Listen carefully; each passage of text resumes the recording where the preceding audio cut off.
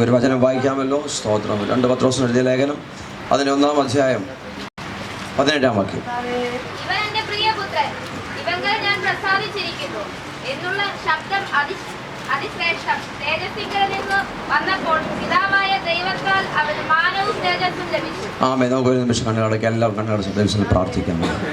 Hallelujah. സ്തോത്രം. എല്ലാവരും കണ്ണുകളടച്ച് സ്വാതന്ത്ര്യങ്ങളെ തുറന്ന് കർത്താവിന് സ്തോത്രം ചെയ്താക്കാൻ.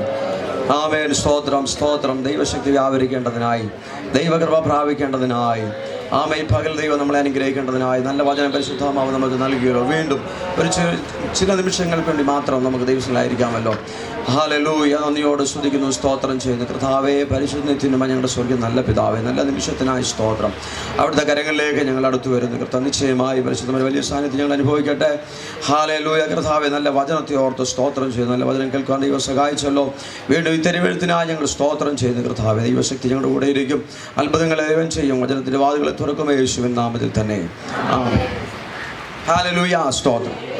നമ്മൾ വായിച്ചു കേട്ടല്ലോ 2 പത്രോസ് എഴുതിയ ലേഖനം അതിൻ്റെ 1-ാണ് വായിച്ചു കേട്ടത്.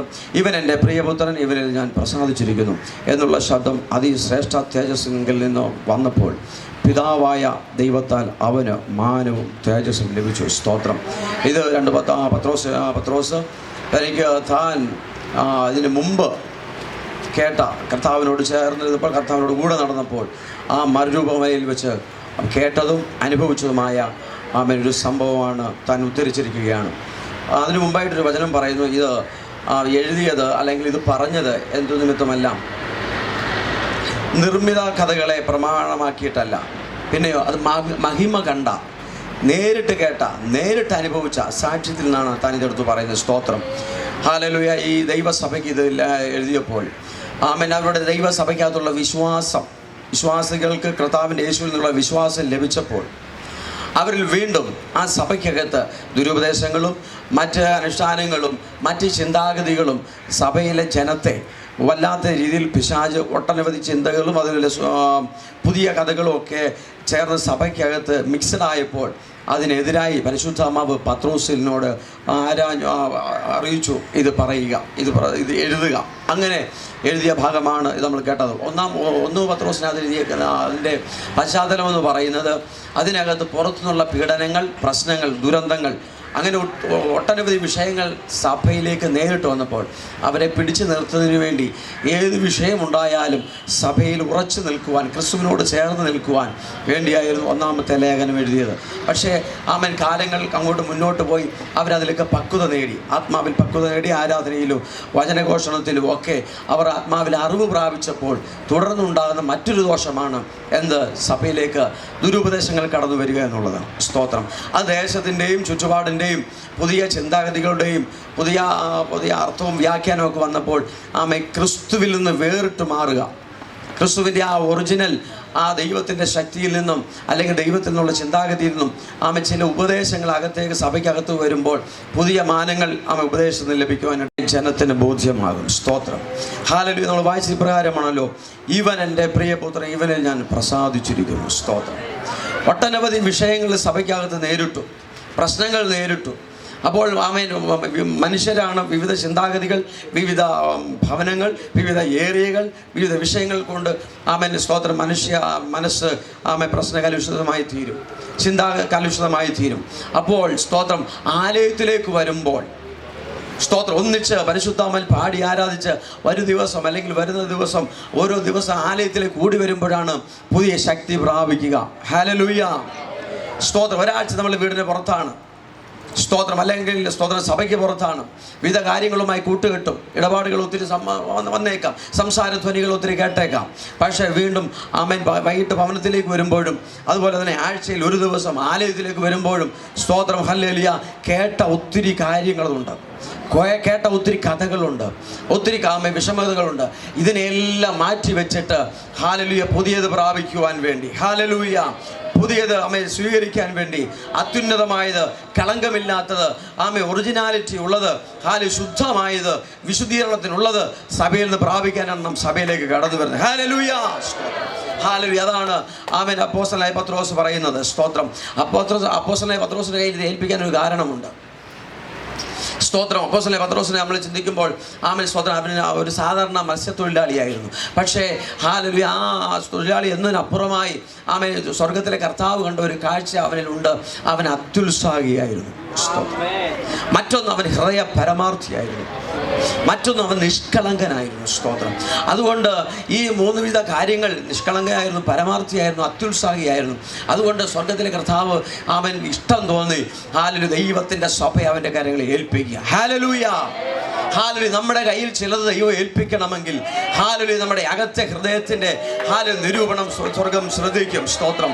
ഹല്ലേലൂയ. നമ്മുടെ ഉത്സാഹത്തെ സ്വർഗം ശ്രദ്ധിക്കും. ഹല്ലേലൂയ. സ്വർഗത്തിന് ശ്രേഷ്ഠമായത് എന്തെങ്കിലും നമ്മൾ ഏൽപ്പിക്കാൻ പദ്ധതി ഉണ്ടെങ്കിൽ ഹല്ലേലൂയ ദൈവജനമേ, ഒരു കാര്യം ഓർത്തോണം, നമ്മുടെ ഹൃദയത്തിന്റെ നിലവാരം സ്വർഗം കണക്കിടുന്നുണ്ട്. ഹല്ലേലൂയ. നമ്മുടെ സ്വഭാവത്തിന്റെ സവിശേഷത സ്വർഗം കണക്കിടുന്നുണ്ട്. നമ്മുടെ പെരുമാറ്റം സ്വർഗം കണക്കിടുന്നുണ്ട്. അതിനനുസരിച്ചായിരിക്കും സ്വർഗത്തിലെ ദൈവം ശ്രേഷ്ഠമായത് നമ്മുടെ കയ്യിൽ ഏൽപ്പിക്കുകയുള്ളൂ. സ്തോത്രം. ഹല്ലേലൂയ. അപവാദി, ഇപ്പൊ കേട്ടതല്ലോ, ബേൽസെബൂൽ, അപ്പല്ലൂവൻ, ഹല്ലേലൂയ, അല്ലെങ്കിൽ സാത്താൻ, ദുഷ്ടൻ, കൊലപാതകൻ, ആമേൻ, മോഷ്ടാവ് എന്നിങ്ങനെ വിവിധ പേരുകളിൽ അറിയപ്പെടുന്ന പിശാച് വല്ലവിധനെ ശ്രേഷ്ഠമായി തട്ടിക്കളയുവാൻ, ഹാലവിധ പിടിച്ചു പറിച്ചുകൊണ്ട് പോകുവാൻ, നശിപ്പിച്ചു കളയുവാൻ, ഹാലവി നമ്മളെ തേജോവധം ചെയ്യുവാൻ, അപമാനപ്പെടുത്തുവാൻ, ദേശത്ത് നമ്മളെ നിന്ദിക്കുവാൻ, അപമാനപ്പെടുത്തുവാൻ അവൻ കരുക്കൾ നീക്കിക്കൊണ്ടിരിക്കുകയാണ്. അവൻ തന്ത്രം മെനഞ്ഞുകൊണ്ടിരിക്കുകയാണ്. ഹല്ലേലൂയ. വല്ലവിധേനയും ദൈവസഭയെയും അവൻ ദൈവദാസന്മാരെയും തേജോവധം ചെയ്ത് ഇല്ലാതാക്കി കളയുവാൻ, നിന്ദമാക്കി കളയുവാൻ, സാധാരണക്കാരനാക്കി കളയുവാൻ. Hallelujah, hallelujah. തന്ത്രം നനഞ്ഞുകൊണ്ടിരിക്കുമ്പോൾ അവരുടെ നടുവിൽ നിന്ന് ഹല്ലേലൂയ മഹിമ കണ്ട സാക്ഷികളായിരിക്കുന്ന ഹല്ലേലൂയ അനുഭവമുള്ള ഹല്ലേലൂയ സ്തോത്രം ശ്രേഷ്ഠ കാര്യങ്ങളെ കുറിച്ച് ചിന്തിക്കുന്ന, ഉയരത്തിലേക്ക് മാത്രം ചിന്തിച്ചിരിക്കുന്ന ഹല്ലേലൂയ അപ്പോസ്തലത്വം പ്രാപിച്ചവർ ഹല്ലേലൂയ നമ്മളിൽ കൂടെ സ്തോത്രം ആഴ്ചയിൽ ഹല്ലേലൂയ നമ്മെ കൂടെ സ്തോത്രം അതിനെ നമ്മിലേക്ക് ആ വചനങ്ങളെ ഉദ്ധരിച്ചിരിക്കുമ്പോൾ, അത് പ്രസ്താവിക്കുമ്പോൾ, അത് പ്രവചിക്കുമ്പോൾ, അത് ഏറ്റെടുത്ത് ഹല്ലേലൂയ സ്വീകരിച്ചത് എന്നെ ദൂതാണ്, ഇത് എനിക്കുള്ള ആലോചനയാണ്, ഇത് എനിക്കുള്ള വചനമാണെന്ന് പറഞ്ഞ് സ്വീകരിക്കാൻ തയ്യാറാണെങ്കിൽ ഹല്ലേലൂയ നമ്മുടെ ദേശത്ത് അവൻ നമ്മളെ അനുഗ്രഹിക്കും, അവൻ നമ്മളെ ശക്തീകരിക്കും. ഹല്ലേലൂയ. ദേശത്ത് അവൻ നമ്മളെ ബലപ്പെടുത്തും. ഹല്ലേലൂയ. വെച്ചിരിക്കുകയാണ്. ഹല്ലേലൂയ. ശത്രു അങ്ങോട്ട് പോകുമ്പോൾ ഇങ്ങോട്ട് പോലും തട്ടിക്കളിക്കാനുള്ളതല്ല ദൈവസഭ. ദൈവദാസന്മാർ ഹല്ലേലൂയ നമ്മെ അങ്ങോട്ടും ഇങ്ങോട്ടും സ്തോത്രം തലയിൽ ഞോണ്ടാനുള്ളതല്ല, പിശാചിനുള്ള ഹല്ലേലൂയ സ്തോത്രം ആമേൻ കളിക്കാനുള്ള കളിപ്പാവയല്ല. ആമേ ഓരോ ദിവസവും ഹല്ലേലൂയ വില കൊടുത്ത് ഇവിടെ വന്ന് പ്രാപിക്കാൻ നമ്മൾ കാത്തിരിക്കുന്നു. സ്തോത്രം. നമ്മളെ വില കൊടുത്തിട്ടായിരിക്കുന്നത്. ഹല്ലേലൂയ. വിലയേറിയ രക്തം തന്ന നമ്മളെ വീണ്ടെടുത്ത ഒരുവനുണ്ട്. ഹല്ലേലൂയ. ആ നാഥന്റെ വില കൊടുപ്പ്, അല്ലെങ്കിൽ ആ നാഥൻ കൊടുത്ത രക്തം, അതിന്റെ വില നമ്മൾ തിരിച്ചറിഞ്ഞ് ഹല്ലേലൂയ നമ്മുടെ ജീവൻ അതിനു വേണ്ടി നമുക്ക് ആമേൻ സ്തോത്രം വില കൊടുക്കണം. നമ്മുടെ ജീവനും അതിനു വേണ്ടി നാം വില കൊടുക്കണം. സ്തോത്രം. ഹല്ലേലൂയ. നമുക്ക് ഈ ലോകത്ത് ഒത്തിരി കാര്യങ്ങൾ കാണാൻ കഴിയും. ഹല്ലേലൂയ. പക്ഷേ വില കൊടുത്ത ഒരുവനുണ്ട്.